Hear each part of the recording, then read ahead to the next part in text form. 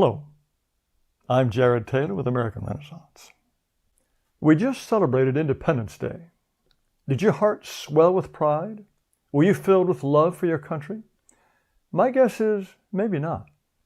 And I have another question. Who does the United States belong to? Well, I'll start with a little story about Philadelphia, where the Declaration of Independence was signed 244 years ago.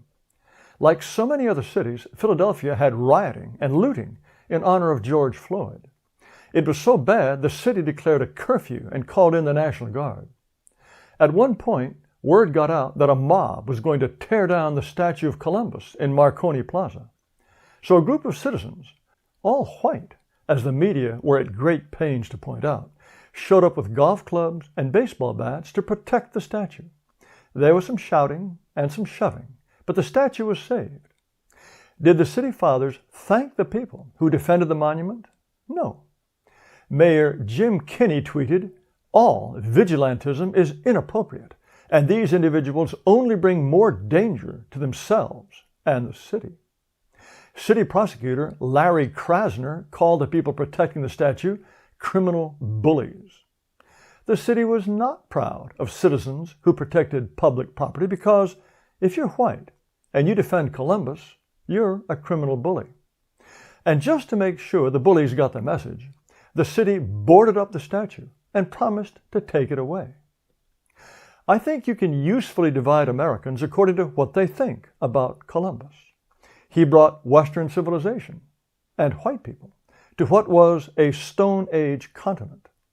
If you hate Columbus, it means you think white people should not have come, and that the entire history of the United States, its very existence, is a crime. Not so long ago, hardly anyone thought that. During the George Floyd riots, no fewer than 29 statues of Columbus were torn down or carted off before the mob got to them. Those statues were there because Americans admired Columbus, because he brought Europe to the New World. And that's why we have a District of Columbia and Columbia University. That's why scores of cities, including 2 state capitals, Columbia, South Carolina, and Columbus, Ohio, are named after Columbus. Without the discovery, there's no America. So if Columbus is a criminal, our whole country becomes a crime. And that's what people are saying when they celebrate Indigenous Peoples Day instead of Columbus Day. Now, 10 states and, ironically, the District of Columbia have ditched Columbus, and they celebrate Indians and Eskimos instead. So do countless cities, counties, school districts, universities. They don't celebrate both Columbus and the Indians. That would be inclusive. You celebrate Indians by despising Columbus. And now, as you know, the federal government is thinking about giving us a new national holiday, a heretofore obscure holiday for blacks called Juneteenth. Some GOP senators want to swap out Columbus Day to make room for Juneteenth. Well, so who does the country belong to? First of all, it's no longer the country my ancestors established in 1776 and that we had until about the 1950s when the country was still 90% white. The percentage of whites is plummeting, now to just 60%. This table shows you how the racial mix in this country has changed in just the last 10 years. We got 10 million more Hispanics, 4.3 million more Asians, 3.2 million more blacks, 1.7 million more mixed-race people. And how about whites? Our numbers shrank by more than 16,000. It was the first decade in American history when our numbers actually fell. Whites under the age of 16 are already a minority. A lot of people like that. A black woman tweeted an Independence Day photo of 9 white children in one family and called it insane. Another black woman called it literally terrorism. Now, a lot of people think America is still the same country it's always been because its symbols haven't changed. We have the same Constitution, the same 3 branches of government, the same capital city for 230 years, basically the same flag, the same national anthem. Oh, wait, maybe not. As the New York Daily News explains, there's buzz to replace the national anthem due to Francis Scott Key's history. His history? Well, you see, it turns out he was a racist, which is just another way of saying he was white. Is there really any chance we will dump the Star-Spangled Banner? Well, when even a magazine that calls itself the American Conservative wants a new national anthem, anything is possible. The fact is, part of me is attached to that song and that flag, but it may be just as well that they be changed, if that's what it takes for white people to realize this isn't their country anymore.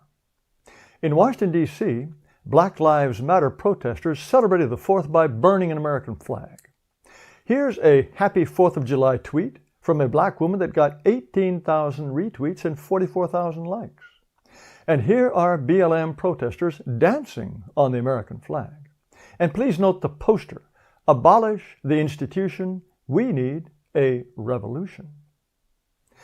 Colin Kaepernick, with an estimated net worth of $20 million, celebrated the 4th by saying, "We reject your celebration of white supremacy."